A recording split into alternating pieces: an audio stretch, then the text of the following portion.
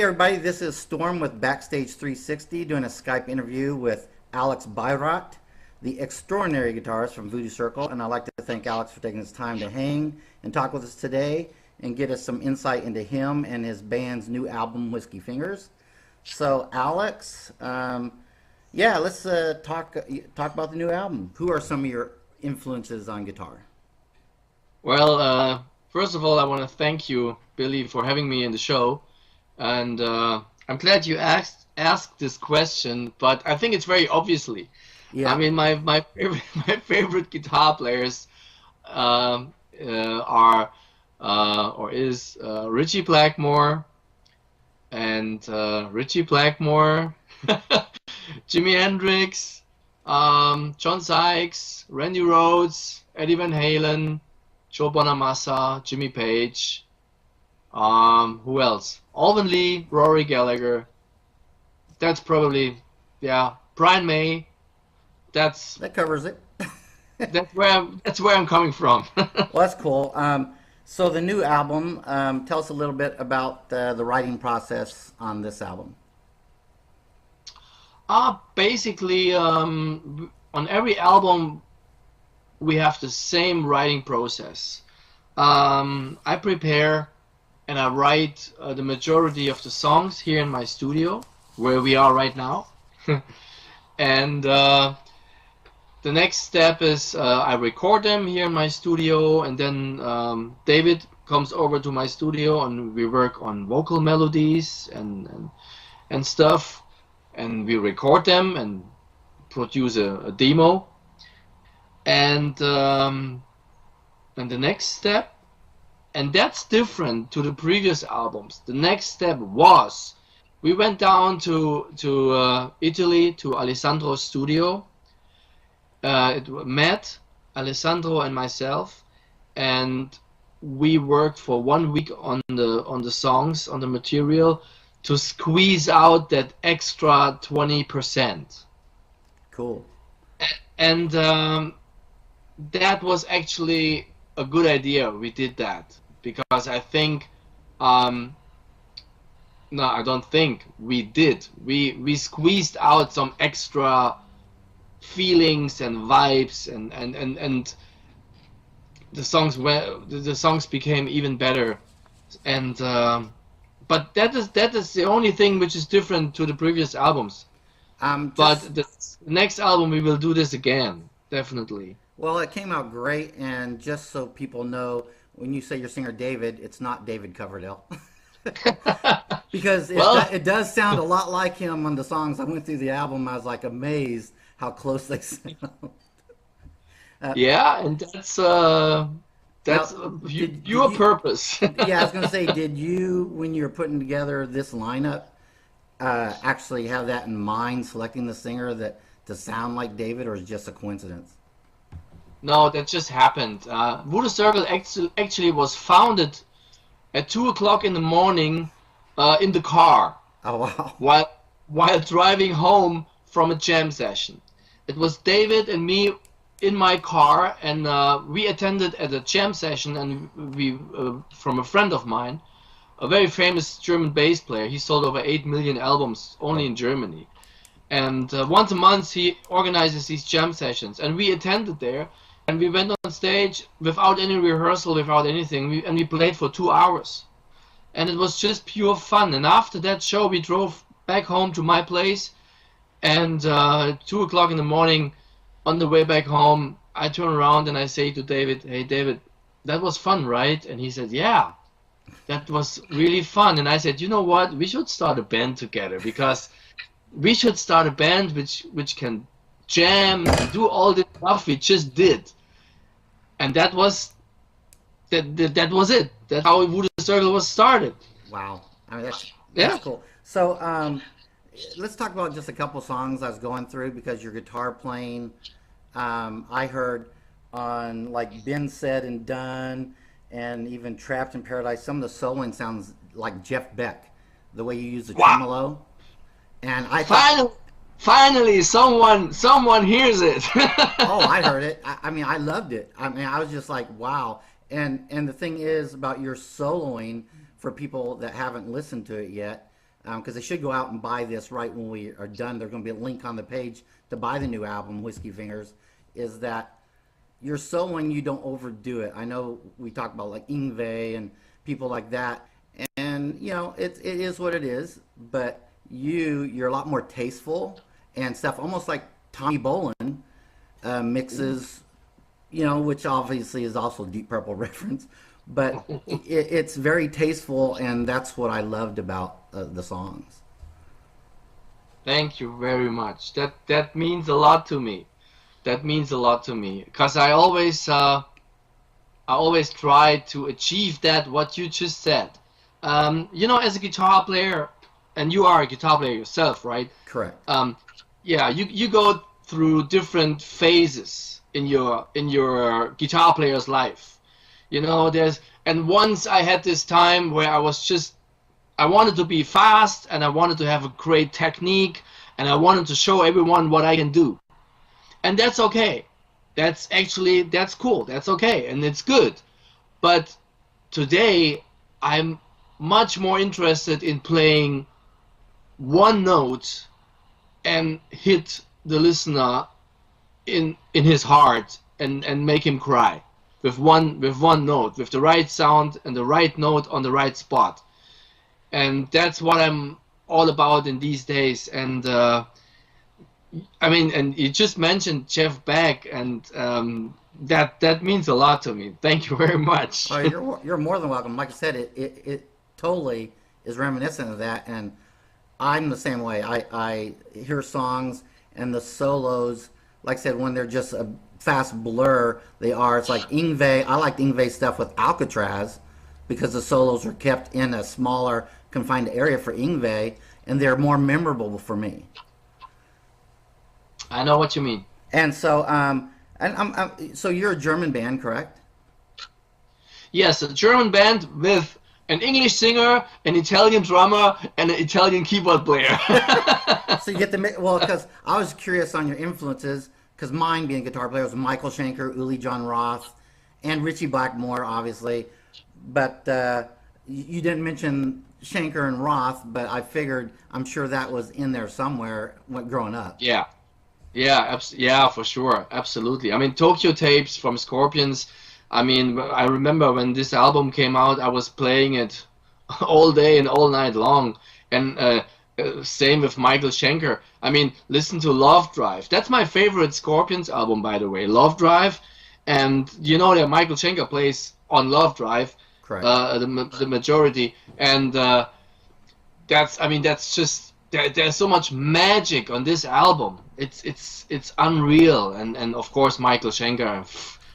I mean, if you are a guitar player and you don't like Michael Schenker, then there's something wrong with you. I agree 100%. What current stuff do you listen to nowadays? Do you listen to other bands coming up that you like? To be quite honest, I don't listen to new stuff much, and I don't listen to heavy metal. I mean, one could think I listen to heavy metal music, but I don't. I listen to Joe Bonamassa, I listen to Richie Kotzen, I listen to Larry Carlton, Steve Lukather, the Eagles. I'm the biggest Eagles fan in the world, probably, and you know, I'm in this business for so many years and doing heavy metal and hard rock for so many years. Today I just enjoy more bluesy stuff and more fusion stuff because I think it helps me to grow as a musician, as a guitar player. I agree. And then I know that you, like I said, you're balancing so many bands and your time, like you do that Rock Meets Classic tour where you get to play with all these amazing musicians like Steve Lukather that you just talked about. Now, how is that, playing like Steve, you know, and well, I guess Glenn Hughes, Ian Gillan, all of them? I mean, how is that? Well, how is that? It is it is unreal. I mean, I'm doing this now since 6 years. And every year, the moment when we have the big rehearsal with the orchestra and the stars, and the moment one of these guys steps into the rehearsal, it's actually a hall. It's not a room, it's a hall. and you know, the moment Ian Gillan is standing right here in front of you and telling you, hey, nice to meet you, and then the next thing you know is you play Highway Star. Wow. And he turns and he watches you and he goes like this, you know. I mean, there's no money in the world which could be paid to make. You know what I'm trying to say? I know it's exactly. Just amazing. It's an amazing feeling. I mean, for someone like me, I mean, I started playing guitar because of Richie Blackmore and Deep Purple, and here I am playing 60 shows with Ian Gillan. I know. You know, and then the next, I mean, Jolene Turner, Rainbow, Oh yeah. Purple. It's same thing, you know. And of course, I mean, yeah. I have to say, the moment when Steve Lukather walked in, I was like, okay, now here's your final moment, you know, as a guitar player, because I mean he's such an amazing guitar player, and no one can beat him. It's unreal. But he's the sweetest guy, and I remember he was standing next to me, and he said, Alex, show me your wildest riff. And I'm like, okay, Steve, you know. And it was just fun, and I'm really looking forward to meet him again and to play again with him, because it's pure fun. The guy is pure fun. Well, I mean, I never got that chance, but I can totally relate. So let's talk about your guitars, the Scout Necks. I noticed that you have the Scout Necks. So for me and the readers, do you prefer the deep scallop like Yngwie or the isometric scallop like Richie uses? Because I actually own both those guitars.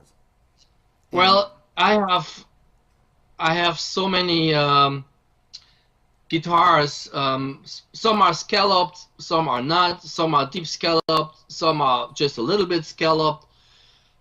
As long as there are jumbo frets on them, I'm okay. Okay, well, that's it. I mean, because I guess the isometric with Richie, just because it's not scalped all the way, and if you're playing lower, you know, on the neck, then you get some sounds that'd be harder with the deep scallop because you throw it out of tune, obviously.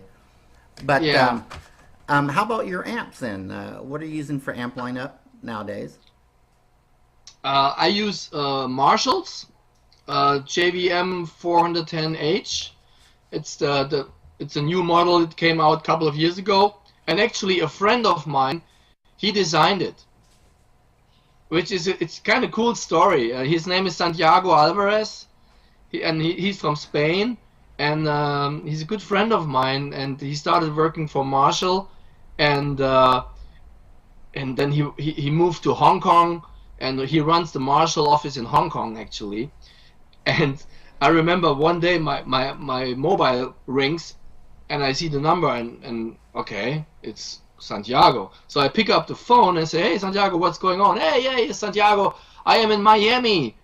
And I'm like, okay, you are in Miami. That's cool. What are you doing? And he's like, it's a secret.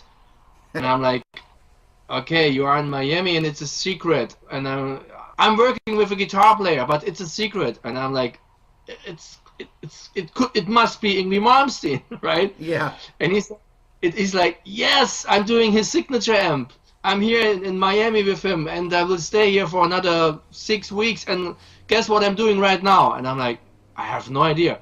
I'm driving his Ferrari. That's cool. Yeah. And so Santiago, my old buddy, he designed the Malmsteen amp, the Malmsteen model, the Joe Satriani model, the Slash model, and he made a big career in Marshall. And this is my friend, you know. That's way cool. It's really cool. And so he designed these JVMs, and they are just wonderful. And another amp I also play, it's from New York. It's from a company from New York, and they're called Voodoo amps. Oh, Voodoo. Voodoo, and I mean Voodoo Circle, Voodoo amps. Voodoo amp. It fits, right? Yeah, and they make really, really great boutique amps. Wow, very cool. Yeah. Now, so your tour, will you be touring like the States soon, supporting the new album?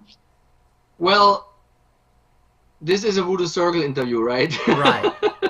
Yeah, so I will not tour the US with Voodoo Circle, unfortunately. Uh, Uh, but I will tour the US with Primal Fear in May, I think. Yeah, well, that'd be very cool.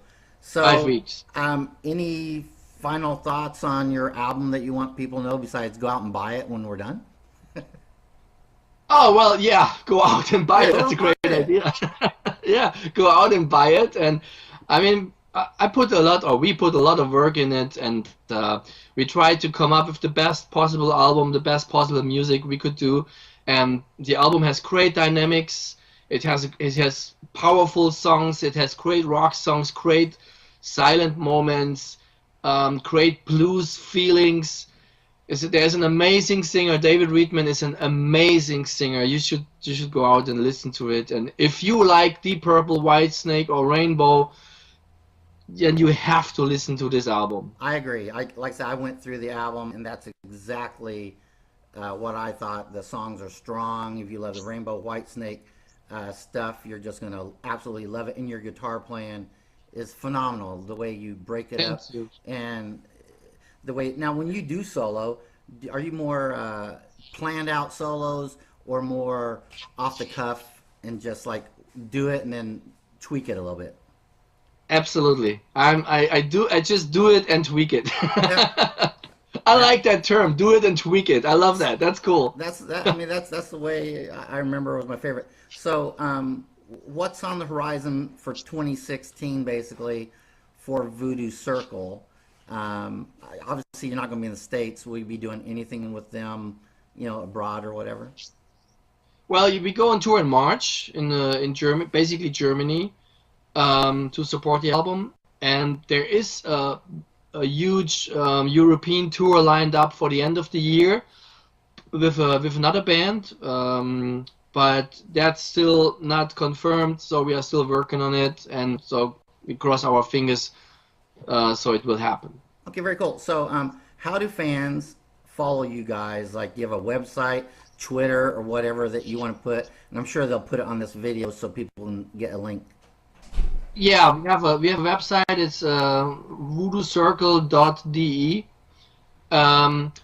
But like everyone in these days, we are way more active in Facebook. Facebook, okay. And yeah, Facebook. I think it's Voodoo Circle Band. So you have to search for Voodoo Circle Band, and then you will find us. And yeah. We'll find it and put the actual link. And one last thing, and I probably should have started with this. The cover of the album, I think, looks amazing. That Les Paul, is that your Les Paul? Since you play a lot of Strats, but I know you have played Les Pauls.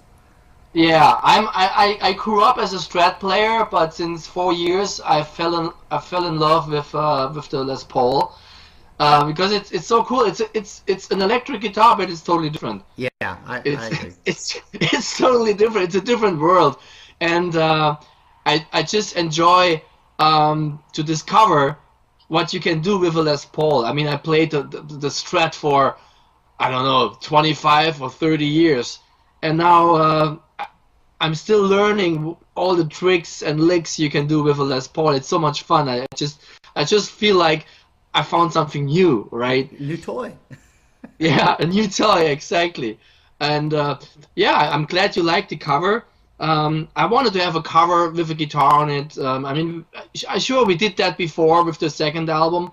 We had my Strat on it, but yeah, this is my Gold Top, and it's a remake of a '58 Gold Top, like a Allman Brothers kind of thing, you know. Yeah, with a baseball neck, and it took me 1 year to get used to the neck. The neck is really, it's a baseball. It's the baseball of all baseballs. I agree. I mean, I had a 79 Dean V which had a neck like that, and it took getting used to. But yeah. well, I think that about wraps up. And like I said, this is my first interview ever. Well, I figured if I pull it off, then that's a good thing. This is Storm with the great, extraordinary Alex, and I would go out and click on the link to buy the album there on iTunes. I'm sure it's going to be on the site. And thank you so much for doing this for us. I really appreciate it. thanks for having me, and I look forward to see you in the States while I'm on tour with Primal Fear, Yeah. or wherever, somewhere on the planet. All right?